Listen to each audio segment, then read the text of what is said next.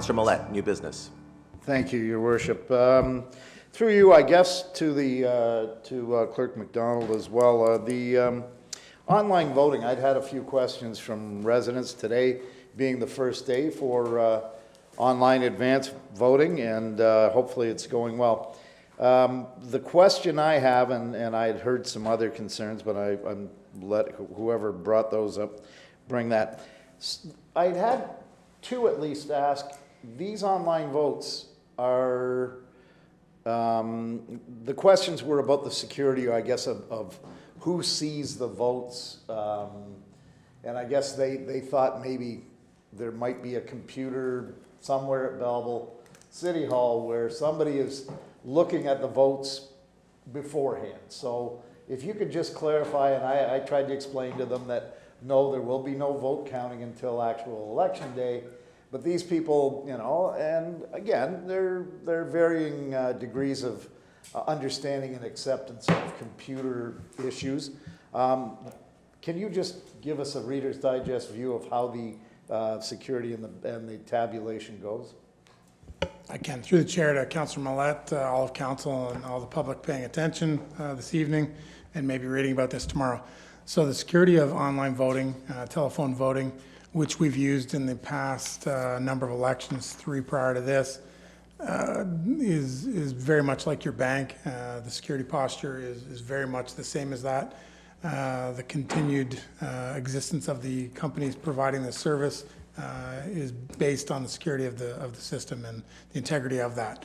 So I can assure you, all the voters, all the candidates, everybody interested in it, and a couple of candidates that have reached out to me, none of the staff here, none of our IT folks or anybody involved in the administration is seeing the tally of votes prior to close of polls on the 24th after 8 o'clock. So anybody who's in a voting access center at 8 o'clock when we close the doors is able to finish their voting process. Very much like a traditional poll. If you were in there at close of poll, close the door behind you and you're able to cast your ballot. Same thing in electronic voting system. You're able to come in, we'll close the doors, they'll be able to go behind the screen and they'll be greeted with a tablet. They'll be able to finish their voting in a reasonable time. At the end of that, the 2 voting centers, the Jerry Masterson Center in Thurlow, Quinte Sports and Wellness Center in Belleville, I will hear from the folks working there and then we'll close the voting here. Very shortly thereafter, we'll have preliminary non-official results.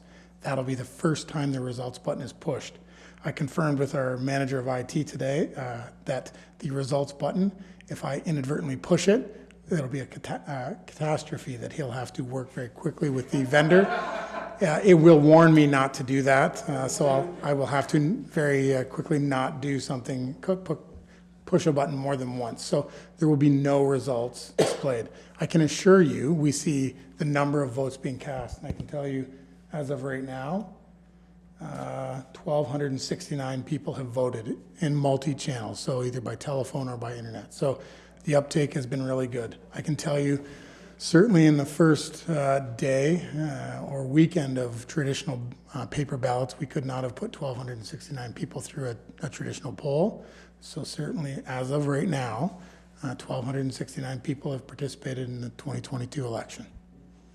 Good. Okay, thank you. New business, Councillor Alsop. Yes, thank you, Chair. A quick item of new business, and it relates to voting as well. I've had reports, and even someone in my family has received multiple voter cards, with different pins. Is there something we can do to assure people that that will not influence the results of the election? Director McDonald. Yeah, so this is another one that we've heard quite a bit about, not unique to this voting cycle.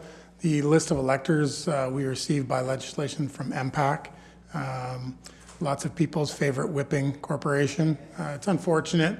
It will change 4 years from now.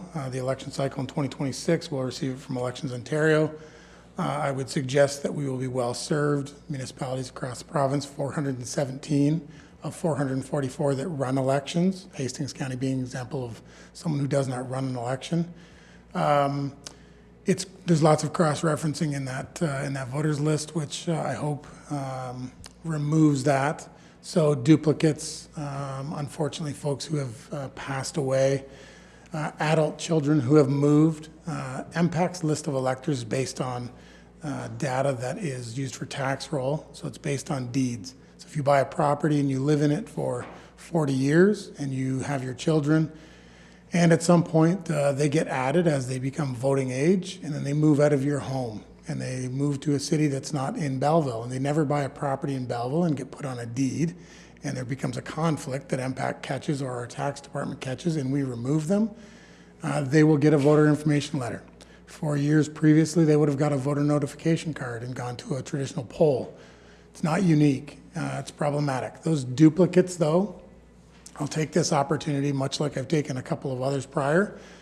I can assure you, duplicates where it's names that are the same or addresses are the same, every day we have staff here that are clearing those. So we'll do our best to look at the one that looks most appropriate. We'll compare it to a couple of other databases, the tax roll, and we deactivate one of them. What we're encouraging voters to do is call in and talk to staff, corporate services, and the clerk's department and verify which one will work. What we don't want to do is dissuade or frustrate voters by having them attempt to use a PIN that does not work. One of them will work, one of them will not in the event of multiples. So call in, the number is on the voter information letter, and verify which one will work. A lot of times why you get a duplicate is in the verification process that we've been going over for better part of a month is a partial birth date, which is the second step verification that you are who you should be and be able to vote. Partial birth dates are very common on the voter's roll. You need it to vote. We're correcting them as we go through, but it would result in a voter information letter arriving at your home. When we've corrected them, you'll get a second one. The one with the full birth date is the one you need to use. It results in a second PIN.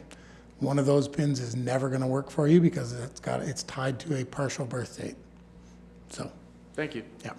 Councillor Kelly, under new business. Through you, Mayor, new business, just to follow up. I was out today and spoke to a gentleman, and he was telling me his mom, who passed away 5 years ago, received her voting information and PIN number in the mail this week. So, and he told me he's doing the right thing. He's not going to sign up and vote, get an extra vote or two in there. It's illegal to do this, and I was hoping that you can just touch on that, Mr. McDonald, for those watching today.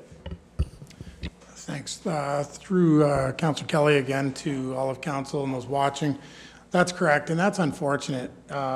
We feel bad for those families who get a voter information letter for a deceased member of the family. It's I'm sure it doesn't make them feel great. It certainly doesn't help our staff here. They don't feel good when they run into those situations. And it's certainly awkward for us and doesn't make us feel good when it's a second election cycle where that happens. And I can tell you it's happened, and it happened today downstairs. So what we ask those folks is obviously, yes, do the right thing. Don't use that card. It's an offense. It's detailed in the act. The fine is up to a maximum of $50,000. It's an indictable offense. So that's in the legislation, which means that the government obviously considers it a serious offense. So we're asking obviously that people don't do it and that they have patience with us. We're doing our best. We're working with a third-party list that we don't have control over. We will remove that elector from the list and do our best to ensure it doesn't happen again. As I stated earlier, we'll receive our list from Elections Ontario 4 years from now, and I have more confidence that it will be more accurate based on the fact that it will have been used just prior to the municipal election and the provincial election that precedes ours as a set election in our election year as well. So it should be more refined in the same election year, and that those unfortunate incidents that you mentioned won't and shouldn't happen. Yeah, and just a piece of information, more than half of all the municipalities in Ontario are using electronic voting as one of their forms of voting this year. We're certainly not alone, and we're all working through these issues. So anyone else have anything for further under new business?